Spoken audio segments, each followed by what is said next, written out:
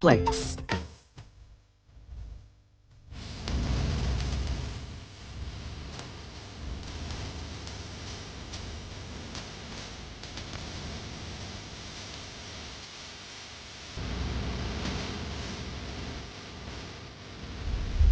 Não foi aqui que o infante Dom Henrique sonhou com os descobrimentos e inventou as caravelas. A sua relação com o Cabo de São Vicente, em Sagres, é muito forte, mas é de outra natureza.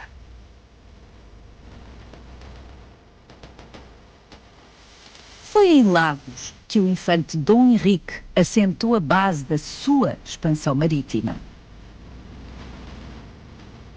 Sua, porque o arranque da expansão marítima portuguesa foi uma invenção do infante Dom Henrique que ele pagou do seu bolso.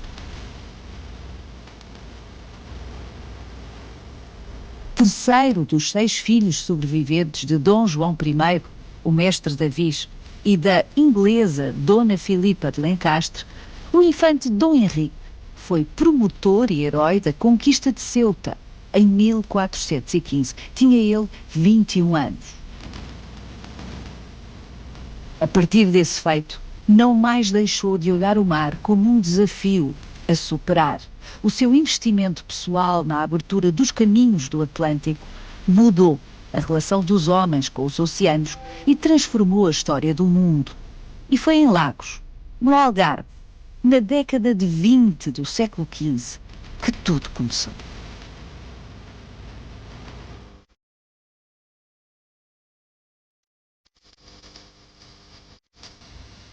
A escola de Sagres nunca existiu.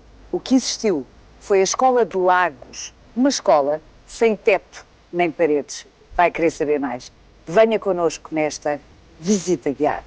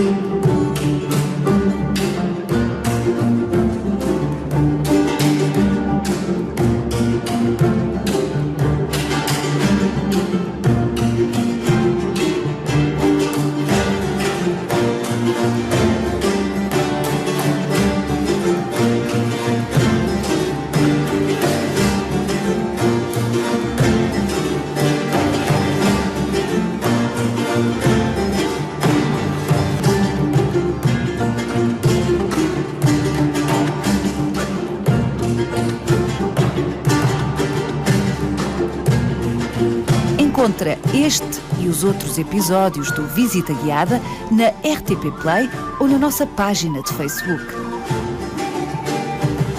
João Paulo Oliveira e Costa. A Escola de Sagres, no século XV, a dita Escola de Sagres, afinal, nunca existiu. O que existiu, lá não.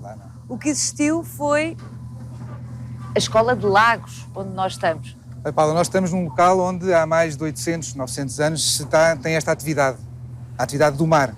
Aqui estamos com os pescadores na pesca, mas a pesca exige conhecimento do mar. No tempo do infante Henrique, que é disso depois que nos interessa, Lagos mostrou-se pela sua configuração, na ponta de uma baía larguíssima, que se estende depois até ao Alvor, como um local adequado ao apoio à navegação. Sendo um local adequado ao apoio à navegação, o infante Henrique, que desde 1415 está ligado a Marrocos, porque é ele que desde 1416 se torna o governador de Ceuta, quer dizer, não o homem que está a combater os mouros lá, mas o homem que está aqui a coordenar a logística que garante o apoio a Ceuta permanente a partir do reino. Lagos era o local ideal para ter uma base naval de apoio a Ceuta. E daí, pouco depois, a partir de 1422, sabemos que o infante Henrique se começa a interessar por essas terras misteriosas que estariam para lá do Cabo Jador. E o que não resta dúvidas é que foi a partir daqui que se saíram as viagens experimentais, que por ordem dele iam tentando passar o cabo. O medo impedia os navegadores de o fazer, mas quando Gilianos passou o Cabo Jador em 1434, foi a partir daqui de Lagos que ele zarpou. E Lagos é a base onde o Infante Dom Henrique tem os seus homens e tem essa ideia luminosa que é de juntar aqui os saberes. Foi aqui em Lagos, Sagres não existia, nós iremos lá, mas Sagres era um deserto em 1434, Sagres era um deserto em 1422, portanto, quando começam os descobrimentos, em Sagres não há uma parede. Aqui é uma base, é um dos sítios em Portugal mais adequados para uma grande base naval, em que o Infante, desde 22, foi começando aqui a juntar homens experimentados, os carpinteiros que faziam os navios, os pilotos que procuravam as rotas, que estudavam os ventos, que estudavam as marés, as correntes, e depois também vem aqui acrescentar os cosmógrafos, os homens de saber, alguns vindos do estrangeiro, que ele contrata e que os faz vir aqui para ajudar também a discutir quais seriam as melhores soluções para se vencer os mares e para se ir mais longe.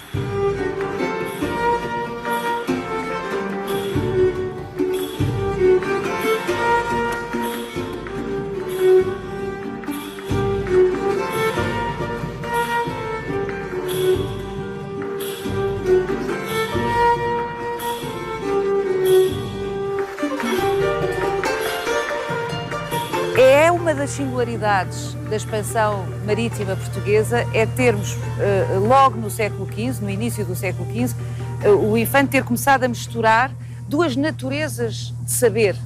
O saber académico, diríamos hoje, dos universitários, dos matemáticos, dos intelectuais, no limite, e o saber prático dos homens do mar, dos marinheiros. E este cruzamento não era habitual e não foi noutros locais, noutras partes do mundo, durante muito tempo. E homens do mar acrescenta também os próprios os carpinteiros, não só os homens do mar que andam no mar, mas os que apoiam aqueles que andam no mar. Basta pensar que esta escola que aqui houve, entenda-se, quando se fala aqui de escola, não é uma sala de aulas com um professor e com um livro de ponto. Quando se fala de escola é no sentido exatamente de um conjunto de homens, de saberes diversificados, que se juntam para produzir conhecimento novo. E isso é que aconteceu aqui. A escola no sentido em que há uma maneira nova de navegar, há uma maneira nova de construir navios, há uma maneira nova de se orientarem, que é pensada e experimentada a partir daqui. Há dois aspectos que vale a pena chamar a atenção sobre isso. Nem é só a partir daqui.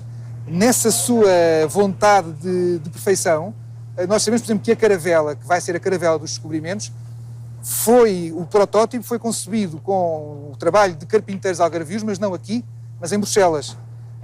Os Países Baixos eram governados pela duquesa, que era irmã do Infante Henrique, era a infanta Dona Isabel, que tinha casado com o Duque da Borgonha, e a caravela é um navio de vela latina, que é a vela adequada depois para para navegar em mares de ventos contrários, mas com um casco adequado ao Oceano Atlântico, que esta gente aqui de Lagos, deste quase Mediterrâneo em que nós aqui estamos, porque este Atlântico já é quase Mediterrâneo, e é um Atlântico suave em comparação com o Mar do Norte, ou com o mar que eles vão enfrentar para lá do Bojador, são os carpinteiros flamengos, habituados à rudeza e à dureza do Mar do Norte, que vão, junto com os homens, com os algarvios que são destacados para lá, conceber este navio ligeiro na forma como enfrenta o mar, mas robusto na maneira como recebe as ondas e como é capaz de transportar cargas maiores, porque isto também é uma empresa comercial.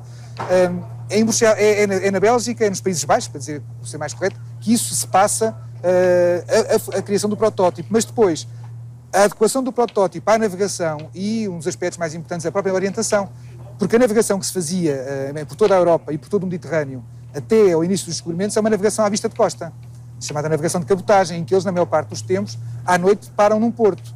E agora, depois de passarem o Cabo Bojador, vão ter que navegar dias e dias. Não têm portos de apoio porque não há portos para lá do Bojador, porque é uma zona que não era navegada e as populações africanas não tinham hábitos de navegação, portanto não tinham portos para apoiar qualquer navio, e porque no regresso têm que o fazer pelo mar alto. E então, outra das grandes novidades que é concebida aqui é a orientação. É a capacidade deles andarem no mar alto sem se perderem, sem verem terra e sem se perderem, que é pelas estrelas, através do primeiro instrumento, que é o quadrante, que é ensaiado aqui. Os instrumentos já vimos que são ensaiados nestes navios que saem daqui.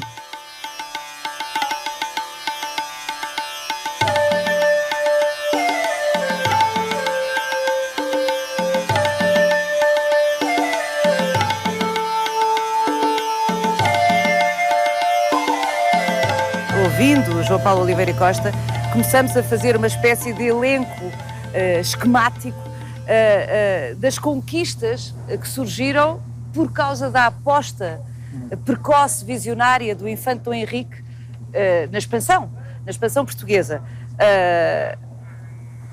Foi por causa dele, por encomenda dele, que dobrámos o cabo bujador? Ordem dele, ordem expressa. Quanto Vontade. Durante 12 anos, a partir de 1422, todos os anos sai daqui um navio com a ordem expressa do Infante Dom Henrique. Quando diz aqui é Lagos. E foi daqui que saiu Gilianos, isso é seguro, é o que diz o Zurara na crónica, foi daqui que saiu Gilianos em 34. Mas durante 12 anos, todos os anos sai um navio, eles têm medo, porque a ideia é que há para lá do bujador há monstros, que a água ferve. Portanto, é uma viagem para a morte que eles não querem fazer e que voltam para trás. E o Infante, pacientemente, mas também sem desistir, no ano seguinte volta a enviá-los. Diria hoje, é um investimento a fundo perdido durante muito tempo, o risco é absoluto. Não é que fosse um investimento muito caro, mas é um gasto de dinheiro que não tem um retorno imediato. E ele não tem muito dinheiro também, é verdade, e portanto ele não está preocupado com isso. Ele quer é descobrir. E o que ele vai provocar? O que vai provocar com esse descobrimento é, na verdade, uma revolução geográfica. O que vai mudar é a geografia, para começar, e com a geografia todo o conhecimento que está associado a este mundo fechado, este mundo dos monstros, este mundo de uma água que fervia ali perto, este mundo sem ilhas, este mundo sem o continente americano, a pouco e pouco, tudo isso estava como que tapado pelo nevoeiro, e o que os descobrimentos vão fazer é pelo pouco e medo, pouco... mais propriamente. Exatamente. E esse medo, essa névoa do medo que vai sendo afastada cada vez para mais longe pelos navios do Infante Dom Henrique. Toda a gente perguntava o que é que ele quer com isto. Até uma teimosia pessoal, não é o rei que lhe pede, nem o pai, nem o irmão, é ele que quer. E isso é um aspecto, mas há outro aspecto também não podemos dizer, e é a coragem destes homens, destes homens como estão aqui à nossa volta, que há 600 anos atrás, por mais que o Infante os mandasse, os primeiros o Infante mandava, o Infante manda, mas a gente não se arrisca. Até que há uns que têm a coragem de arriscar e de fazer uma viagem que teoricamente era contra a morte. Mas eles lá foram se aproximando, lá foram percebendo que a água nunca mais aquecia, que os monstros não apareciam, e houve uns que tiveram então a coragem, chefiados por Gilianos, mas isto é uma história de coragem. É que ninguém voltava vivo. Ninguém voltava vivo, e portanto eles são os primeiros que vão e voltam. E portanto, para a teimosia do Infante e esse espírito visionário do Infante, há que acrescentar a coragem dos homens sem nome. Os homens sem nome que viviam aqui e que daqui partiram para uma viagem arriscada e que triunfaram sobre a morte, sobre o medo e mudaram o mundo. A história do mundo muda no dia em que se passa ao Cabo Bujador, a história do mundo muda.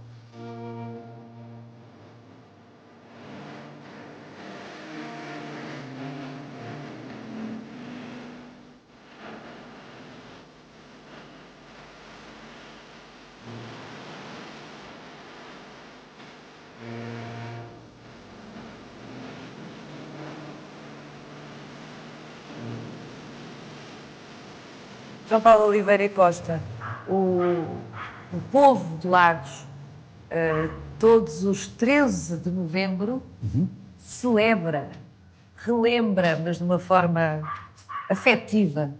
Muito afetiva. O Infante Dom Henrique. Exatamente. O dia 13 de novembro é o dia em que o Infante Dom Henrique faleceu, não aqui, mas em Sagres. Mas foi esta então vila, hoje cidade, que mais beneficiou com o empreendimento das navegações desencadeado pelo Infante Dom Henrique. Eu próprio já cá vim fazer conferências nesse dia ou nessas celebrações, e como eu outros meus colegas, e uma das coisas que mais me marcou foi quando li a Crónica da Guiné do Zurara, porque o Zurara nos explica várias vezes da importância de Lagos para as viagens que começaram nesta baía que está aqui à minha frente, mas tem uma passagem particularmente extraordinária, porque a certa altura, já por volta de 1444, diz-nos o cronista que um conjunto de cidadãos de Lagos quiseram fazer mais uma viagem à Guiné. Nessa altura, já estamos em 1444, 45, estamos numa fase em que as viagens à Guiné já se estão a tornar uma rotina e aí já não temos só os exploradores do início, os pioneiros, mas temos os mercadores que agora já não estão a arriscar nada, já sabem que vão a um sítio onde podem fazer bons negócios e que a viagem é segura, que se pode ir. Alguém já abriu o caminho. Alguém já lhes abriu o caminho. E foram eles próprios, na verdade, que lhes abriram o caminho. Eles agora é que, em vez de quererem ir só como pioneiros, só como exploradores, também querem ir como mercadores. E vão pedir ao Infante autorização, porque o Infante, em 45, já tem desde 1443, que tem o exclusivo da navegação, dado pela própria coroa, tem o exclusivo da navegação para o sul do Bujador. E o diálogo que Zurara diz que houve, um diálogo dito por um cronista, não vale a pena estarmos a pensar que aquelas palavras se reproduziram tal e qual como o cronista nos diz. Mas as palavras que o cronista nos transmite, se não foram aquelas, foram outras parecidas. Isso não é, como diz o outro, se não é vera, é ben trovato, e traduz aquilo que é o sentimento dos lacobrigenses em relação ao Infante Dom Henrique. E o texto que diz é que o almoxarife da vila foi ter com o Infante, pediu-lhe autorização para fazer uma viagem à Guiné com os seus parceiros, E diz uma coisa que é extraordinária, que é, porque nós vos somos muito devedores e enquanto houver um lacobrigense em Lagos, nós estaremos sempre a exaltar o vosso nome e estaremos sempre a agradecer-vos o que fez por nós. O que é extraordinário é o caráter premonitório de um cronista que há 550 anos diz: esta vila nunca mais vai esquecer este homem. E de facto passaram 550 anos e a vila continua a não esquecer este homem. Mas também um pouco na linha, para lá de todo o aspecto simbólico, também um pouco na linha daquilo que dizia o João Paulo. Esta vila beneficiou de uma forma muito visível, claro, economicamente. Claro. Faltam-nos, exatamente, faltam-nos imagens do tempo, faltam-nos mais descrições do tempo, mas é indiscutível que as pessoas que aqui viviam ganharam dinheiro. As pessoas que aqui viviam entraram nos negócios, foram recompensadas por aquilo que, necessariamente como servidores do Infante que eram, tiveram que ser recompensadas. A vinda para aqui de cosmógrafos, de gente, a estada nesta região do Infante, o Infante não vinha sozinho, vinha com a sua casa, o Infante devia estar em Sagres, com a sua corte, trazendo benefício para toda esta região. Além dos negócios da Guiné, que durante toda a vida do Infante Henrique tiveram aqui centralizados. A feitoria, a chamada feitoria de Arguim, só sai de Lagos e vai para Lisboa em 1463, quando, depois da morte do Infante Henrique, todo o controle dos negócios da Guiné passou para o rei. Isto significa que, até 1463, todo o negócio, toda a operação logística e o negócio da Guiné se fazia aqui em Lagos e, portanto, naturalmente que os moradores de Lagos tiraram benefício da chegada aqui todos os anos das caravelas ou de parte das caravelas que iam à Guiné. Estas muralhas são contemporâneas? São reconstruídas, mas são contemporâneas, evocam-nos o século XV, o século XVI, portanto, estavam aqui, sempre estiveram aqui, portanto, estamos nos limites da vila medieval, mas cujo casario ruiu no terremoto e, portanto, mas as ruas são as mesmas. Nós andando por estas ruas de Lagos, andamos pelas ruas que o Infante e os seus cavaleiros e os seus navegadores também andaram há 550 anos atrás.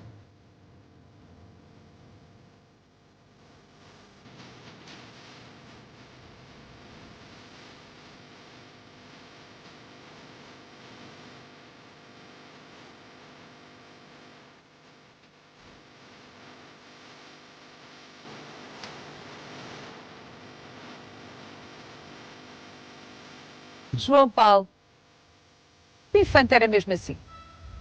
Esta é a imagem que nos ficou gravada, porque a imagem é um retrato que está no fim da Crónica da Guiné, que cujo manuscrito está na Biblioteca Nacional de Paris.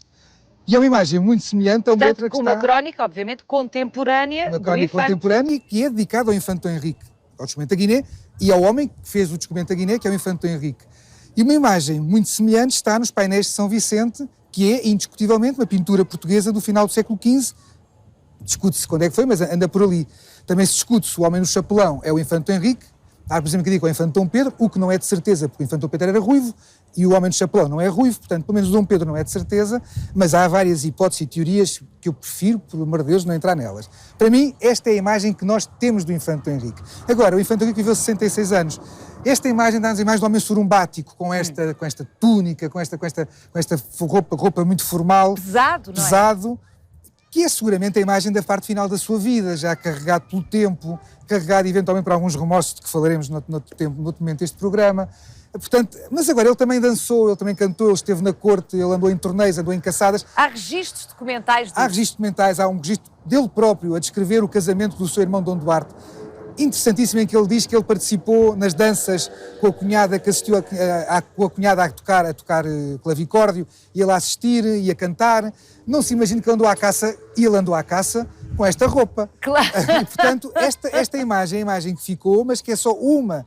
É uma fotografia de um homem com 66 anos. Claro. De um grande cortesão, mas que era um homem religioso, indiscutivelmente, e, portanto, que, sobretudo, um homem austero, que não casou, que morre com fama de virgem, portanto, que morre com um conjunto de comportamentos que nos remetem para esta imagem austera. O Infante Dom Henrique era famoso em vida, foi famoso em vida, mas famoso extra-fronteira. Esta foi na Itália, na Dinamarca, e é famoso por duas razões diferentes. É famoso por ser o homem dos descobrimentos. Há dinamarqueses que vêm de propósito. Há um grande humanista italiano que escreve um elogio aos descobrimentos portugueses. Mas também é famoso porque é o governador de Ceuta. E isto, para muita da cavalaria europeia, significa que é o homem que luta contra os mouros, apesar de ele não lutar. É um homem que viveu desde muito cedo, desde rapazinho, obcecado, de alguma forma, com a Guerra Santa. Sim, indiscutivelmente. É evidente que isto terá a ver com a progenitura, bem, desde logo Dom João I, o seu Sim. pai, e a Rainha Dona Filipa de Lencastre, sua mãe, muito crentes, genuinamente religiosos. Mas depois é assim, eles tiveram 5 filhos varões, e dos 5, o mais motivado para a Guerra Santa é este. E há outros que não são tanto, ou seja, com a mesma educação, com os mesmos genes, com o mesmo sangue, mas ele é o mais de todos. Quando o Dom João I, quando se celebra finalmente a paz definitiva com Castela, que é só em 1432, logo de seguida, o Dom Duarte ainda que está a governar em nome do pai, o pai já tem 75 anos, o Dom Duarte governa em nome do pai, pede aos seus familiares mais próximos, aos irmãos e aos sobrinhos, para dizerem o que é que agora que estamos em paz de vez com Castela, o que é que temos de fazer em relação à guerra aos mouros. E há quem diga, não é melhor não fazer guerra nenhuma, há quem diga, vamos a Granada, e o infante Henrique diz, vamos para Marrocos. E é o que tem a carta mais intensa, é a carta que diz, vamos a Marrocos, porque até Jesus mandou fazer a guerra, como se Jesus no Evangelho alguma vez dissesse outra coisa senão dar a face, dar a outra face a quem me agride. E construir a paz. E construir a paz, mas o Dom Henrique, na sua sede de Guerra Santa e na sua maneira obcecada de ver as coisas, entende que até no Evangelho se podem encontrar formas de invocar a Guerra Santa.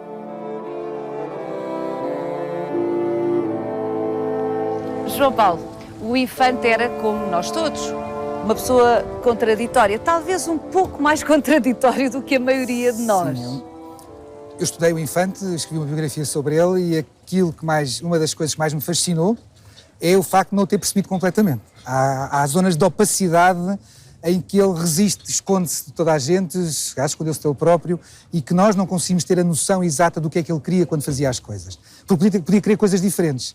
E, portanto, é um homem do seu tempo, é um homem que evita guerras civis.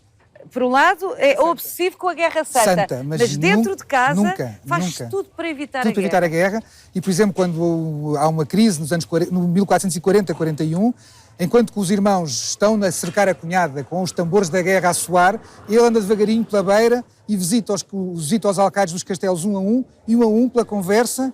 Não sei se foi num belo jantar, como é que foi. A verdade é que fez-los todos mudar de campo um a um pela conversa, sem uma...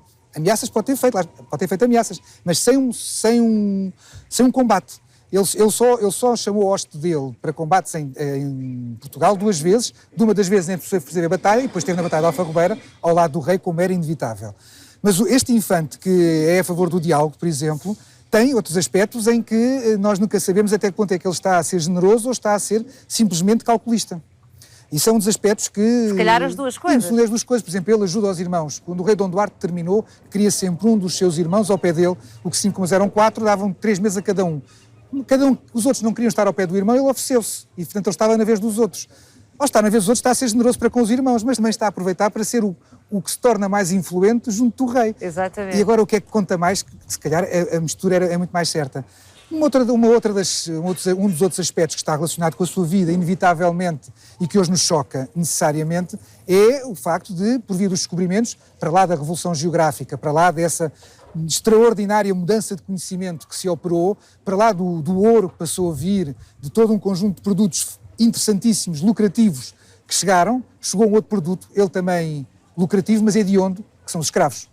E esse comércio de escravos, o comércio de escravos começa à volta de 1441, quando vêm os primeiros cativos, mas o primeiro grande negócio, o primeiro grande desembarque de escravos ocorreu aqui mesmo por trás de mim, nesta zona. A vila terminava aqui, que era a praia, e foi aqui atrás que o Zurara imortalizou a chegada de 250 cativos vindos da costa saariana, que aqui são repartidos em vários lotes para serem vendidos, e o Zurara fala do choro das famílias serem separadas, dá uma descrição óbvia do que é pessoas livres que de repente foram escravizadas. E a assistir a tudo, montado num cavalo, que é um sinal do poder, não é? A simbologia está aqui muito bem colocada pelo cronista, o infante Henrique a assistir e a guardar para ele o quinto a que tem direito por ser o senhor do negócio. Quinto esse que logo a seguir distribuiu pelos seus. E do lado negro voltamos ao lado luminoso do infante, que é um homem dos seus, é um homem da sua casa. É um homem que protege permanentemente os seus apaniguados. Ele e, portanto, tem milhares de pessoas sob a sua jurisdição, exatamente. Lá está novamente, de norte Guimarães. A sul e pelas ilhas. Exatamente, era riquíssimo, mas de facto batia-se. Defendia os seus, defendia permanentemente os seus, e nós temos muitas cartas com doação por parte da coroa de benefícios, de cargos, em que diz a pedido do infante Henrique. Porque na altura a cunha era oficial, não é como hoje. E, portanto, na carta diz, fulano tal é feito almoxarife de Lagos a pedido do Infante Dom Henrique. E pedidos do Infante Dom Henrique choviam sobre a corte regularmente. Para continuarmos a falar dos lados luminosos e sombrios, aqui talvez mais sombrios, sim, do Infante Dom Henrique, vamos até Sagres? Vamos até Sagres.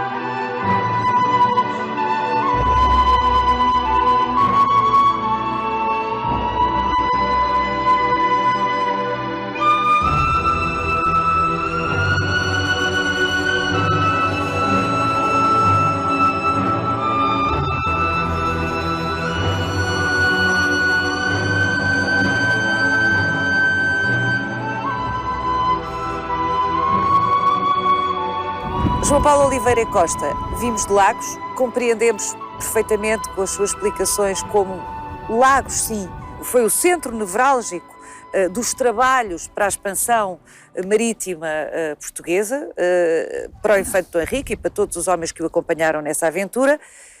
E porquê é que ele escolhe um lugar a 30 km de Lagos, Sagres, que na altura não se chamava Sagres, um local completamente deserto à época, sem nenhuma povoação, num espaço de mais de uma légua, não é? Para construir a sua casa. Estamos no fim do mundo. Isto literalmente. É Finisterra. Estamos no extremo sudoeste da Europa, não é só de Portugal, da Europa.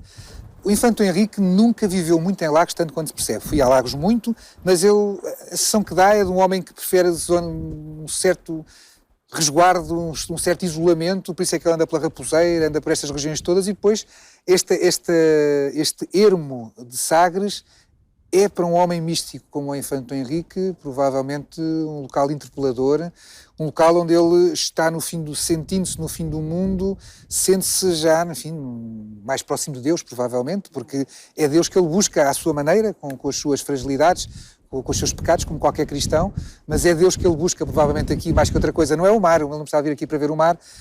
Aqui é um isolamento, e o isolamento de um homem que cultivou a imagem do asceta. Como já disse, do Infante Henrique morre com fama, dito mesmo por mercadores e estrangeiros, morre com fama de ter morrido virgem. Portanto, não nos interessa o que é que, se ele morreu ou não morreu virgem, o que interessa é que é essa a imagem que ele quis passar e passou.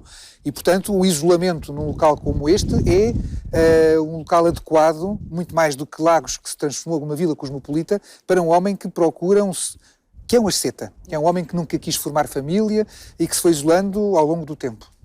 Este sítio onde estamos, onde hoje é a Fortaleza de Sagres, foi o local escolhido pelo Infante Dom Henrique para viver. Exatamente. Casa doméstica. A sua casa, exatamente.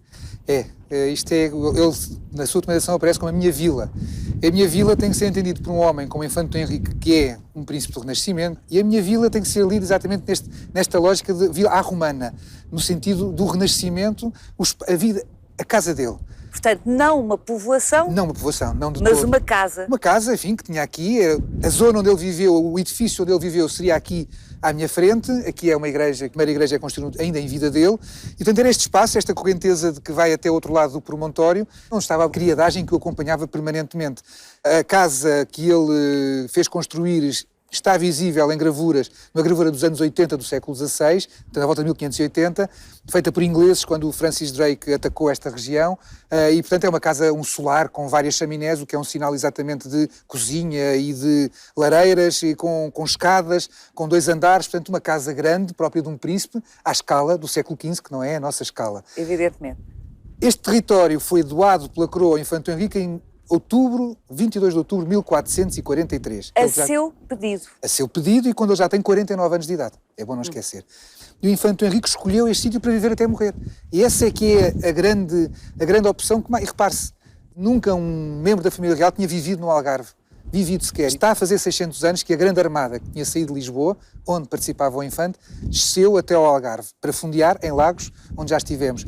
A primeira vez que o Infante Dom Henrique vê o Algarve, tem 21 anos, e vê a partir do mar, no navio de onde ele vinha, desde Lisboa, onde tinha torneado, já tinha visto a Costa Vicentina, e portanto este é um local sagrado, o promontório sacro está lá ao fundo, é o Cabo de São Vicente, e portanto é a primeira vez que ele vê estes dois promontórios que entram pelo mar adentro e que interpelam seguramente quem também navega e está a fazer, quem está excitado pela ideia da conquista que o espera do outro lado em África, mas portanto é a primeira imagem que eles têm do Algarve, é esta vista, nesta costa meridional de Portugal, e depois quando fundeiam no Algarve, eles pararam uma semana em Lagos, não sei se teve a semana lá quieta em Lagos, se terá andado a cavalgadas por aqui, isso a gente já não sabe, não é? 1415, conquista de Ceuta, primeiro contacto do Infante com o Algarve, num contexto de grande felicidade. Expectativa elevadíssima. Sim, para lá, não é? Sim. E depois para cá... Felicidade absoluta. Felicidade absoluta, não é? Com a criação do Ducado de Viseu em Tavira. Que é em Tavira, eles desembarcam em Tavira, já não vêm aqui, desembarcam em Tavira, e é em Tavira, portanto aqui no Algarve, que logo a seguir à conquista, assim que desembarcam outra vez em Portugal, que o rei Dom João I faz dos seus filhos de Dom Pedro, Duque de Coimbra, e de Dom Henrique, Duque de Viseu. Ainda aqui no Algarve. É irónico que o Algarve represente, de alguma forma, para o Infante Dom Henrique, provavelmente um dos momentos mais felizes da sua vida, em 1415, e depois, em 1437. Em 1407 ele passa por aqui. É provavelmente o dia ou o ano mais terrível e mais negro da sua vida, também associado a este território. A expedição a Tanger de 1437 é o momento negro na vida do Infante por várias razões. Primeira, pelo facto de aí ele ter demonstrado, mas nessa expedição, que era um péssimo comandante militar. Portanto, todos os louros que ele tinha ganhado como combatente individual na campanha de Ceuta, os perde na campanha de Tanger pela inabilidade como comandou a sua hoste desde o primeiro momento. Acresce a isso que, perante o momento em que ele está prestes a ter os seus 4.000 homens massacrados pelos muçulmanos, que aceita a rendição e a negociação. E a negociação é, os muçulmanos deixam os portugueses ir embora, desde que os portugueses devolvam Ceuta. E como ele não pode oficialmente devolver Ceuta, então tem que deixar um refém, que devia ser ele próprio, mas que por artes que ele lá teve, conseguiu convencer o irmão mais novo, o Infante Dom Fernando, a ficar no lugar dele. Portanto, o Infante Dom Henrique, quando deixa o irmão em África, deixa-o no lugar dele. Não é só questão de deixar o irmão, é deixar o irmão a espiar uma responsabilidade que era dele, Infante Dom Henrique, e uma responsabilidade que era dele, Infante Dom Henrique. E o Infante Dom Fernando fica na expectativa de que vai ser libertado rapidamente. Mas o Infante Dom Henrique, assim que chega a Ceuta, escreve para o reino a dizer: não podemos devolver Ceuta. Portanto, a forma como ele enganou o irmão é qualquer coisa que eu gostava muito de saber quais foram as palavras que ele usou para deliberadamente enganar o irmão. Deliberadamente neste sentido. Eu estou convencido que o Infante Dom Henrique queria salvar o irmão, mas não à custa de Ceuta. E, portanto, tinha havido a inventar outra coisa qualquer e que Deus havia de ajudar, porque o Infante Dom Henrique tinha fé para isso.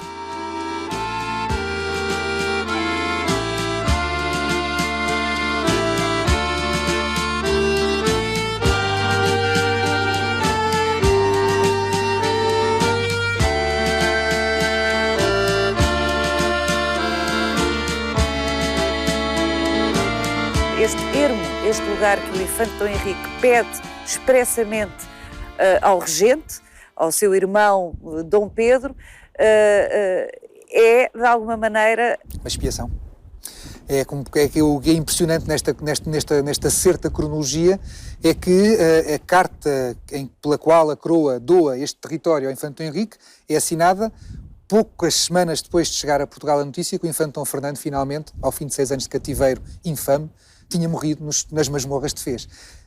Significa que é aqui que ele quer ficar, muito provavelmente também a resolver os seus problemas de consciência, porque é inevitável que ele tenha tido problemas de consciência. Embora, vale a pena lembrar isso, por muitos problemas de consciência que ele tivesse, ele foi o primeiro a saber manipular a história, porque aquilo que nós sempre falámos, eu próprio quando era criança, o que eu aprendi sobre a expedição de Tanger não foi o mau comando do Infante Dom Henrique, foi o sacrifício do Infante Santo.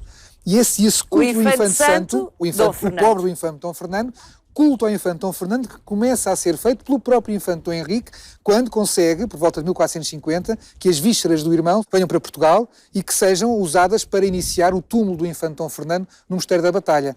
E é o infante Dom Henrique, ainda vivo, que começa a criar o mito do infante santo. E, portanto, é muito interessante como, por um lado, expiação aqui, mas esse homem extraordinariamente manipulador, esse homem que foi capaz de manipular os seus marinheiros para vencerem o medo, foi capaz de manipular a história ao ponto de convencer todos, até nós próprios no século XX e agora início do XXI, de que a expedição de Tanger é a expedição do Infante Santo, que não é, é a expedição do infante desastrado, que foi ele o Infante Dom Henrique.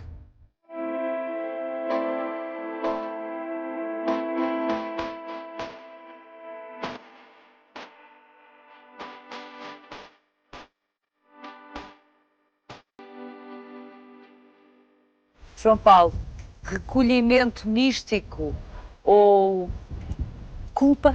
Pois, as duas coisas podem se misturar com muita seguramente, facilidade. mas ainda a proximidade com o território que ele sempre desejou. Sim, o Norte da África, Ceuta. Sim, o Ceuta e mesmo o oceano, onde ele provoca os descobrimentos, porque da mesma maneira que ele cria a Guerra Santa, ele também olhou para os descobrimentos, não tanto na sua mentalidade, não tanto pelos escravos que vinham e pelo ouro que vinha, mas pela possibilidade de alargar o cristianismo a novas áreas que estavam inacessíveis até ao início dos descobrimentos. Não é que ele tenha feito muito por isso no sentido de enviar missionários, porque não era o tempo para isso, mas no sentido em que ele tinha a noção que estava a abrir um caminho novo também para a Igreja e para a religião cristã. Mas aqui estamos no sítio onde ele viu chegar pela última vez um rei, porque a última vez que ele esteve aqui com um rei foi com o seu sobrinho Dom Afonso V, que o visita aqui em 1458, antes dos dois juntos partirem para a África, aos 64 anos de idade, para uma última campanha. É a desforra, no fundo, de 1437, quando participa na conquista de Alcácer Seguer, que se dá em outubro de 1458.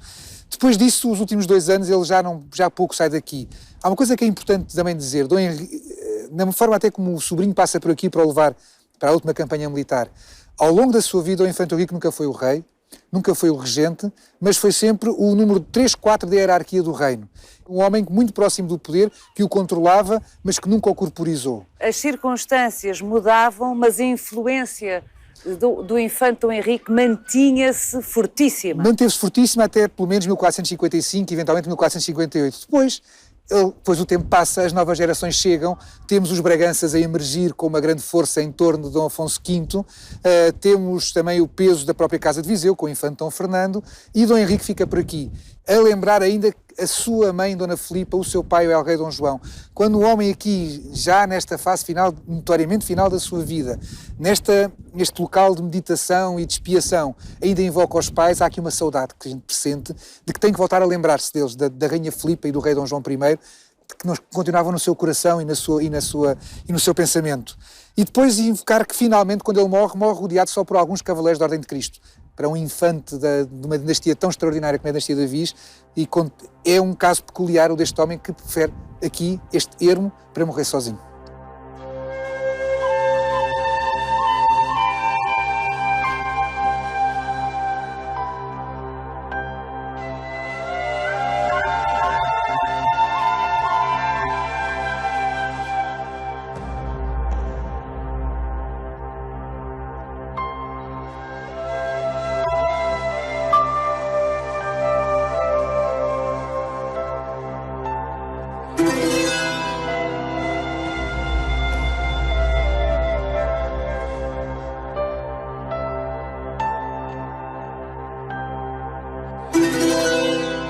Encontra este e os outros episódios do Visita Guiada na RTP Play ou na nossa página de Facebook.